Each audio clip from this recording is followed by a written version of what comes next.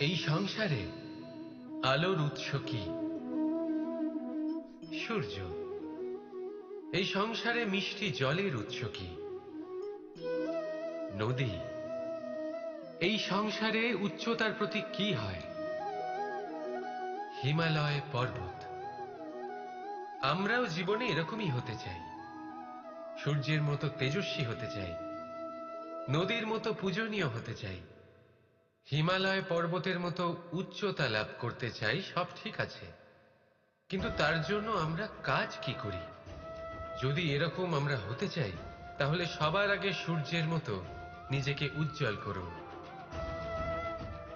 সূর্যের সব থেকে বেশি আলো নিজের অন্তরে থাকে। নদীর মতো নিজের পথ নিজেই তৈরি করুন। পাথরের সাথে ধাক্কা খাওয়ার পরেও থেমে না যাওয়া শিখুন। হিমালয় পর্বতের মতো উচ্চতা লাভ করতে হলে সেটার মতো অটল থাকতে শিখুন। একটা কথা অবশ্যই মনে রাখবেন, নিজেকে জ্বালাবেন, তবেই সংসারকে আলোকিত করতে পারবেন। রাধা রাধা। ধৈর্য। এই ধৈর্য কি? কোনো গুণ, কোনো অনুভূতি, কোনো দৃষ্টিভঙ্গি? আমার জন্য ধৈর্য এক বাহন। আপনি হয়তো ভাবছেন, এই কেমন বাহন? বাহন তো ঘোড়া হতে পারে, হাতি হতে পারে, উটও হতে পারে, কিন্তু ধৈর্যকে বাহন বানানো মানে? চলুন আপনাকে একটা কথা বোঝাই। পৃথিবীতে এমন কোনো বাহন নেই যে তার আরোহীকে আছড়ে ফেলেনি। সেটা উট হোক বা হাতি হোক বা ঘোড়া হোক, চলতে চলতে কখনো নড়বড় করেই বসে। তারপর সেই আরোহী পড়ে কারোর পায়, তারপর পড়ে তার নিজের নজরে। কিন্তু ধৈর্যরূপী বাহন কখনো কাউকে ফেলে না, কখনো না। না সেই আরোহী কারোর পায়ে পড়ে, আর না তো নিজের নজরে। কারণ ধৈর্য, ধৈর্য আপনাকে বিবেক প্রদান করে। বিবেক আপনাকে পরিকল্পনায় সাহায্য করে, আর পরিকল্পনা প্রদান করে আপনাকে শক্তি, আপনার লক্ষ্যের দিকে অগ্রসর হওয়া। বুঝলেন? ধৈর্যকে সঙ্গে রাখুন, নিজেকে আরো ধৈর্যশীল করে তুলুন। এই ধৈর্যের সাহায্যে আরোহণ করে দেখুন কিভাবে এই বাহন আপনাকে আপনার গন্তব্যে পৌঁছে দেবে। রাধা রাধা। পুস্তক। পুস্তক থেকে আমরা কি না শিখতে পারি। জ্ঞান হোক, বিজ্ঞান হোক, ইতিহাস হোক, সব শিখতে পারি। কথায় আছে, একটা ভালো পুস্তক, একটা ভালো গ্রন্থ পাওয়া তা 100 ভালো বন্ধু পাওয়ার সমান। কিন্তু যদি একটা ভালো বন্ধু পাওয়া যায়, তাহলে তা গোটা গ্রন্থাগারের সমতুল্য। সে আপনাকে কর্মের বিষয়ে জ্ঞান দেয়, সাফল্যের রসায়ন শিক্ষা দেয়। সে আপনাকে ইতিহাসে অমর করে রাখবে। শুধু তাই নয়, সে আপনাকে শুধু পথই দেখাবে না, সেই পথে আপনার সাথে সঙ্গী হয়ে চলবে সে। সেই জন্য জীবনে যদি কোনো ভালো বন্ধুকে পাশে পান, তাহলে তাকে আপন করে রাখবেন, তাকে সামলে রাখবেন। জীবন সহজ হয়ে যাবে। রাধা রাধা।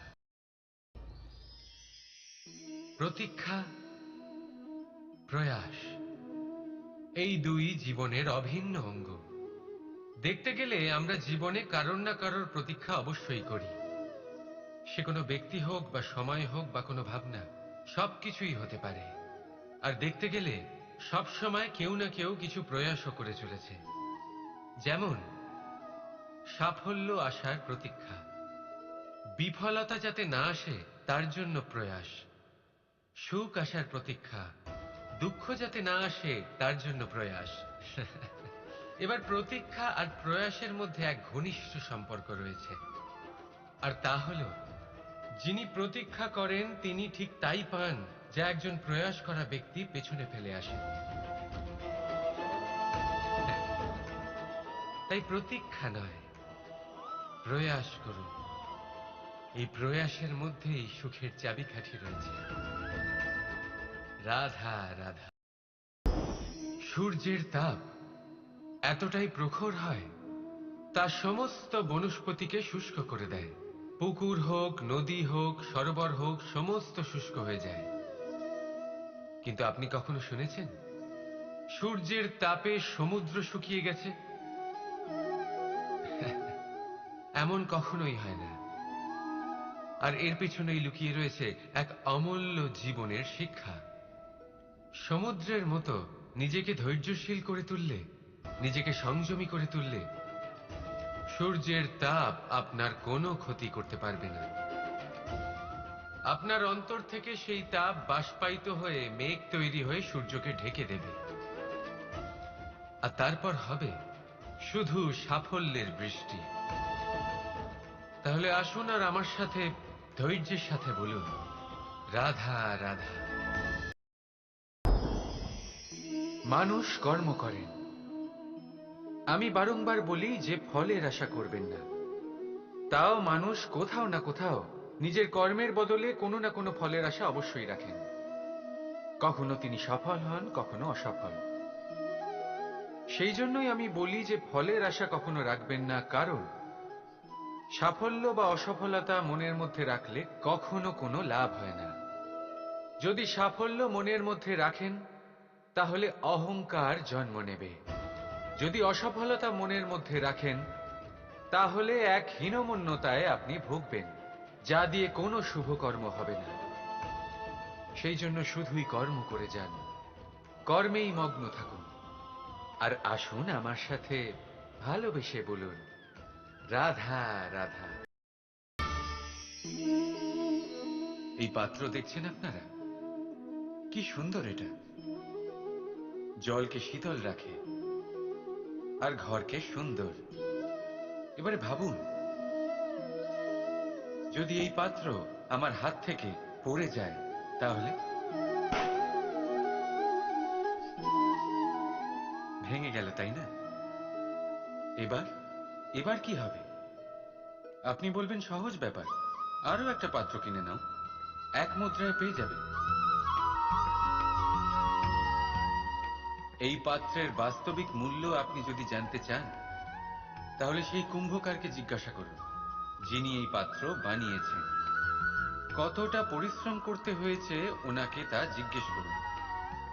সর্বপ্রথম তিনি সেই মাটি মেখেছেন, তারপর তাকে চাকায় বসিয়ে গঠন করেছেন, তারপর কতবার চেষ্টা করে তাকে সঠিক আকার দিয়েছেন, তারপর আগুনের তাপে পুড়িয়ে তাকে কঠিন বানিয়েছেন, তারপর রং করে তাকে সাজিয়ে আমাদের সামনে প্রস্তুত করেছেন। এত পরিশ্রম দ্বারা তৈরি এই পাত্র আমরা স্বল্প দামে নিজের করে নিলাম। এটাই হয় পরিবারের সাথেও। অনেক সময় মানুষ আবেগের বশে, স্বার্থের কারণে এই পরিবারকে ভেঙে ফেলে। কখনো ভেবেছেন সেই মাতা পিতার বিষয়, যারা সেই পরিবারকে গড়ে তুলেছেন, তাকে আগলে রেখেছেন, পালন পোষণ করেছেন? কখনো ভেবেছেন সেই বিষয়ে? ভবিষ্যতে যদি কখনো এরকম কোনো চিন্তাধারা মাথায় আসে, এমন কোনো ভাবনা আসে যার কারণে আপনি পরিবারকে ভাঙতে চলেছেন, নিজেকে আটকে নিন, নিজেকে মনে করান সেই মাতা পিতার বিষয়ে, ওনাদের পরিশ্রমের বিষয়, ওনাদের ধৈর্যের বিষয়, তাদের প্রেমের বিষয়। আপনার আশা আবেগ, আপনার স্বার্থসিদ্ধি, এই সব কিছু তার সামনে খুবই ছোট মনে হবে। রাধা রাধা।